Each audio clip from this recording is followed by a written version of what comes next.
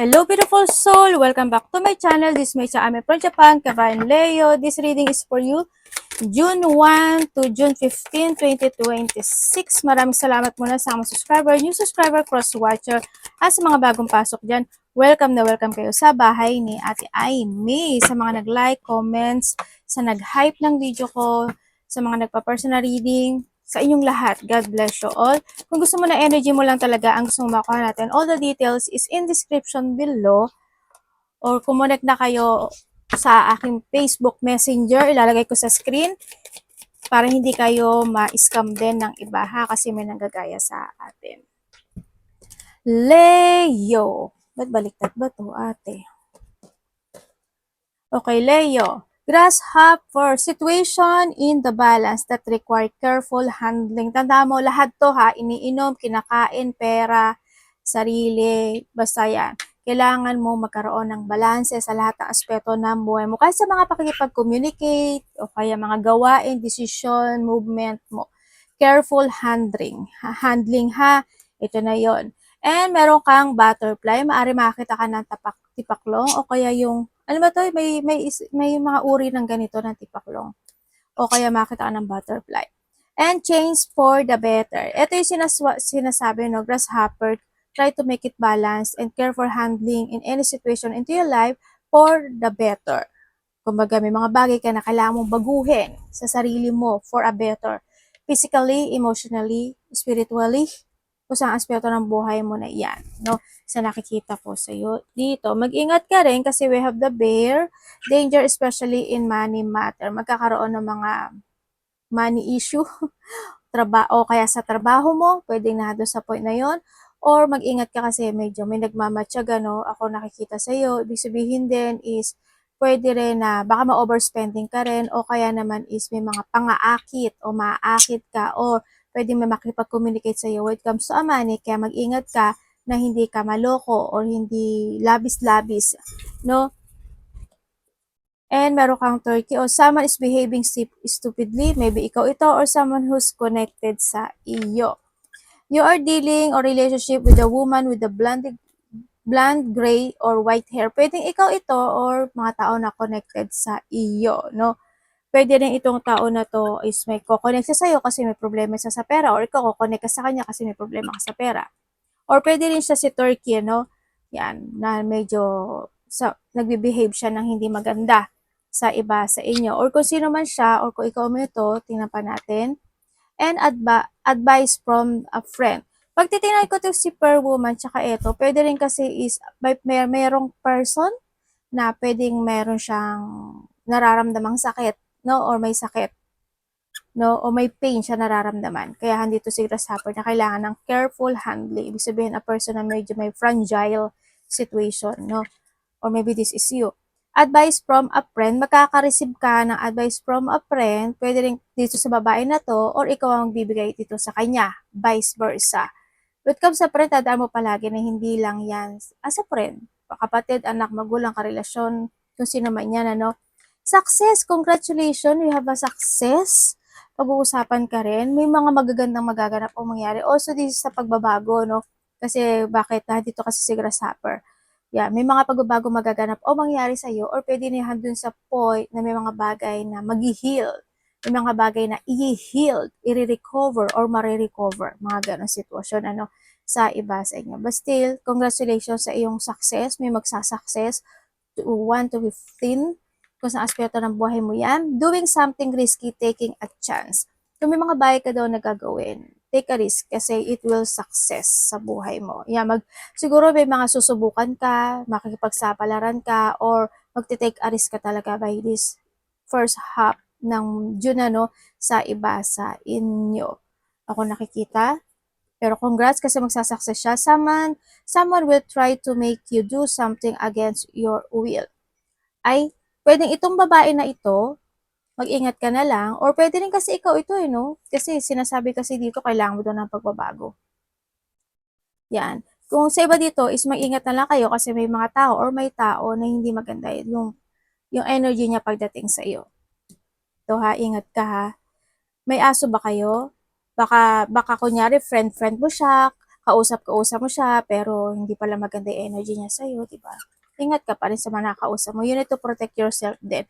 And also, you need to protect yourself, grasshopper, sa lahat ng aspeto ng buhay mo. Protect your money, your physical, iniinom, kinakain, lahat is you need to protect din. Kasi andito si Cobweb. And syempre, protected from a negative forces beyond your control. You are very protected this time. Ibig sabihin, kung may mga tao na nag-evil eye, nagpa-black magic, or mga masasamang tao na may pakay sa'yo, you are very protected, related ng mga kasama mo, yung si universe at ang iyong mga angels, no?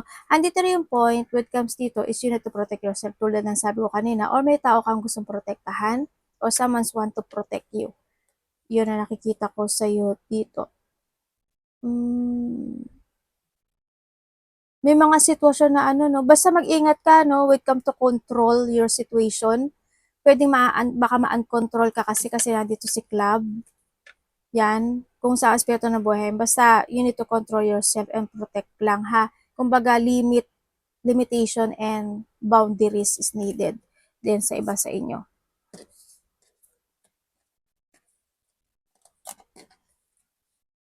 Pag-ingatan mo yung sarili mo, ha? But still, congrats.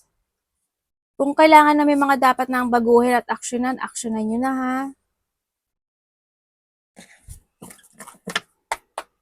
Ano kasi nahadyaan ka, Leo? Kuha tayo ng 5. Huwag ka kasi dyan. Tatawa ako sa anak ko. Ano yun, mami? Sabi niya. Leo, first half, June 1 to 15.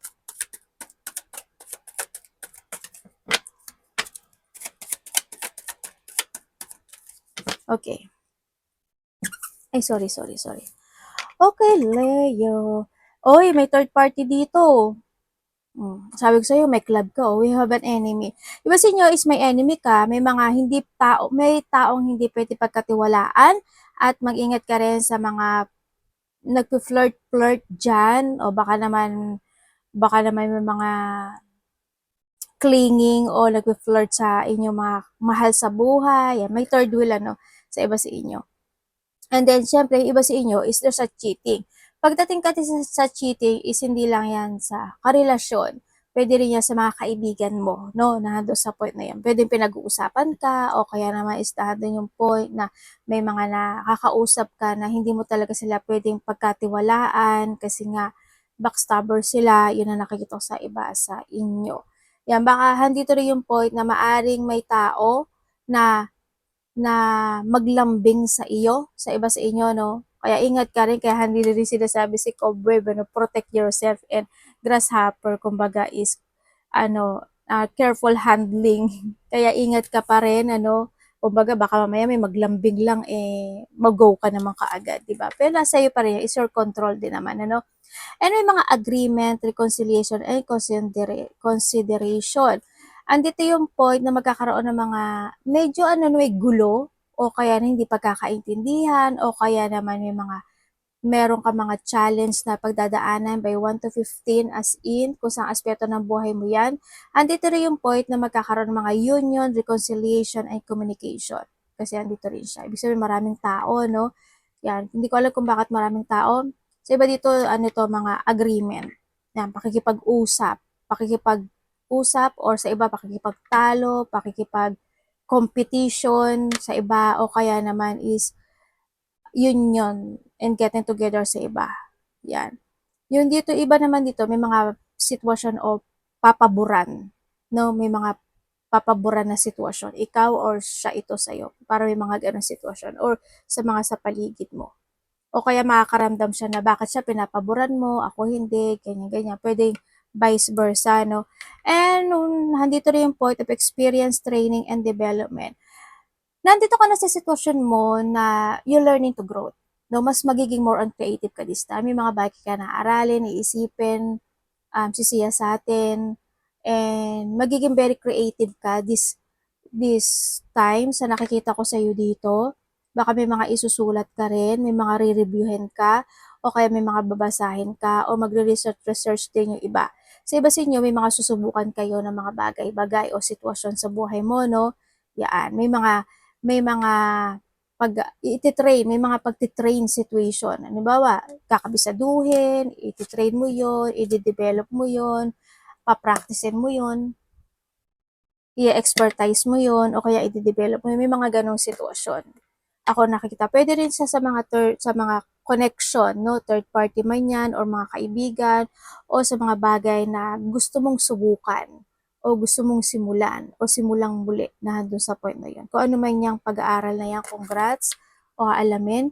And meron kang real estate. Sa nakita ko sa ito, there's a wealth investment and mega projects. Sa iba sa inyo is magkakaroon kayo ng mga mega project o parang importanteng sitwasyon sa buhay nyo. Pwede na doon sa point na yun.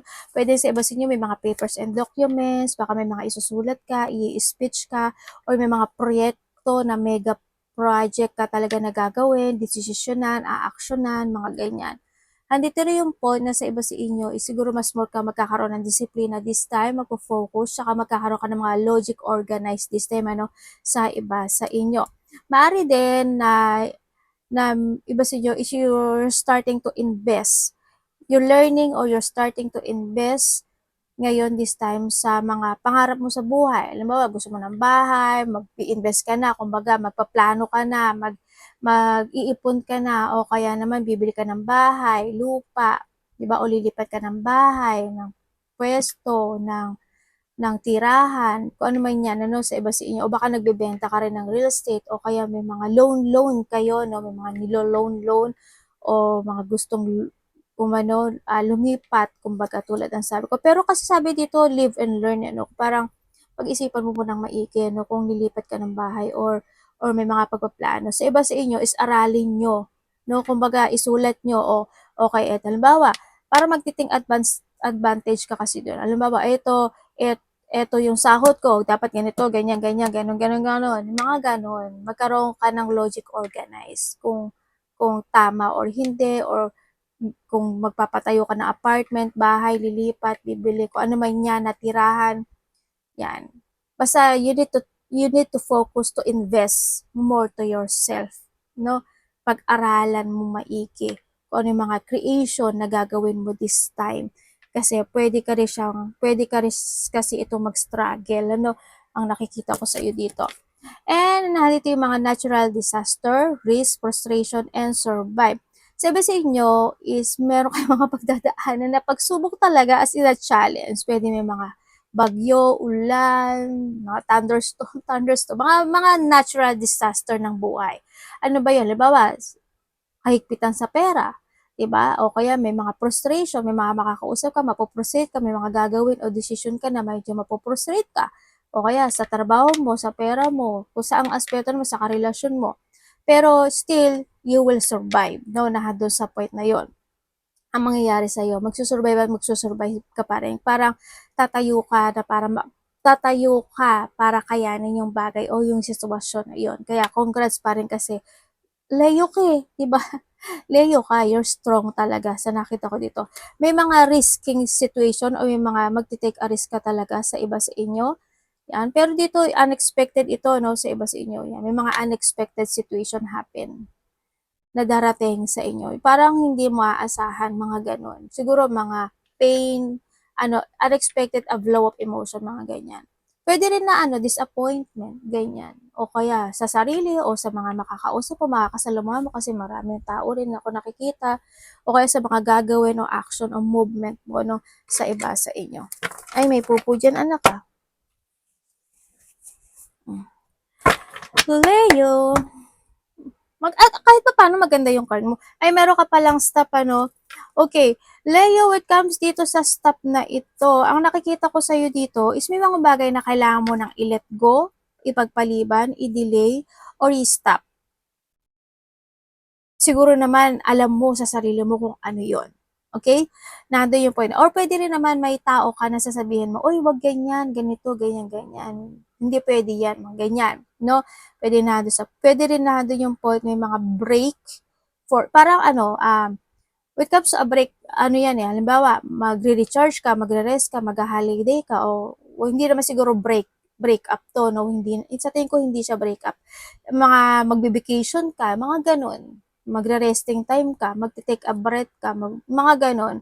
And then sa iba sa inyo is kailangan mo daw kasi taking a risk tapos magkakaroon ka ng mga pagpaplano this time. Andito rin yung point na may mga bagay doon na mapipredict mo or mabivision mo, mararamdaman mo. Nandun yung feeling, gut feeling mo, yung instinct mo or intuition mo, mas titindi siya ngayon. Makakabasa ka, yung iba sa inyo nakakabasa kayo ng iniisip ng tao, no? Yan. O marunong kayo magbasa ng isip ng tao, o kaya may mababasa ka ng isip ng tao, di ba? Mga ganong sitwasyon. Ako na nakikita sa iyo. Basta, wag, parang ano to, stoplight. Parang stop, look, and listen. Parang nando sa point na yun. Kaya, you need to think first before you go or before you take out action. Leo, kuha tayo ng ano nito, mga tatlo lang. Hindi naman magbasa si atin. Hindi, tatlo lang, syempre. O, di ba? Charm like a diamond. Ay, panalo, day. May diamond ba kayo? O baka makareceive ka ng diamond. Okay, dito tayo. Uy, sasakay ba kayo ng tren? Tren? Bisaya. Yan. Oy, congrats ano, kasi there's a train. Ibig sabihin, handito na yung movement mo. Oy, ang ganda. Ganda yarn. Or you need to move, no? There's a moving on. Andito na yung life journey mo. Parang tataha ka na talaga. Kasi andito na yung series, diba? Tataha ka na o baka sasakay ka sa, sa train, o mga old train, mga ganyan. Yan, may mga new endeavor. Panalo. Yan, going away, one direction. On the track, actually, you are more on focusing this time sa mga gagawin mo dito. And nandun yung point na mag-keep moving ka, no? Focus and keep moving ka this time. Magiging very flexible din yung iba. Or nandun na talaga yung ano. Ingat kayo sa ano, usok-usok ko. Basta magiging very, there's a growth. Kumbaga, if you, kasi andito yung risk eh. Andito yung live and learn. Ibig sabihin, magpo-focus ka na more this time sa mga gawain mo, no? And what the diamond is a creative force. Faithful, ibig sabihin may tao na very faithful sa iyo. Or handun yung point na you need to be very faithful or commit to achieve or to develop sa mga goal mo o sa mga focusing mo this time, ano, sa iba sa inyo. Andito rin yung point na baka very purity naman talaga ng iyong puso, no? Yun nga lang, wag lang din masyadong labis din kasi nandito rin kasi sila, no? Yan, may mga pwede rin kasi na may mga manalbahi sa iyo sa nakita ko sa dito. And congratulations, baka kasi there's clarity ito actually, eh, no? Yan, magkakaroon ng mga clarity in some aspect of your life. You will enjoy the fruit of your labor sa iba sa inyo. Yun. Nandito iba sa iba naman sa inyo is mas mag-growth daw yung inyong spiritual. Magkakaroon kayo ng awakening or magkakaroon ng spiritual growth sa iba sa inyo. And Leo is spilled milk. Mahilig ba kayo sa milk? Ganyan. Magkakaroon daw ng mga, o makakaramdam ka ng mga regret o pagsisisi sa ibang aspeto ng buhay mo. Mag-ingat ka kasi there's an accident happen. No?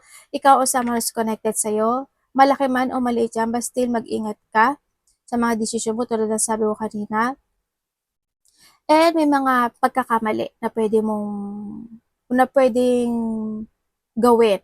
Kaya, yun ang dapat nyo iiwasan. Mag-isip kayo palagi kung tama ba, hindi ba tama, makakatulong ba, hindi ba makakatulong, no? Yun, kasi may mga mistake. And andito iba naman sa inyo is you will live in the past. Parang, hindi na ako magiging ganyan, ayoko na maging ganyan, ganito ako, dapat mas magiging more on wiser and stronger ka siguro this time. Siguro, iba sa inyo, meron kayo mga gustong i-leaving behind or may i-leaving behind ka, may ile-let go ka, mga ganun sitwasyon. Magkakaroon din ng clean up time or kinakailangan. Maraming ibig sabihin ng clean up time, ano, siguro sa sarili, kung mga detox or kaya sa bahay, cleaning ng bahay, kwarto, space, o kaya sa relasyon, mga ganon. And may mga disappointment. Yung mga disappointment kasi, it cannot be changed naman talaga, but still, you need to learn doon sa bagay na yun, ano. May mga konti lang naman na maliliit na problema na darating sa'yo. Hindi naman siya ganun. Parang mga ganito lang din, natural disaster. Yun ang nakikita ko sa iba sa inyo. Oh, pero may phonics ka. Tama ba basa ko?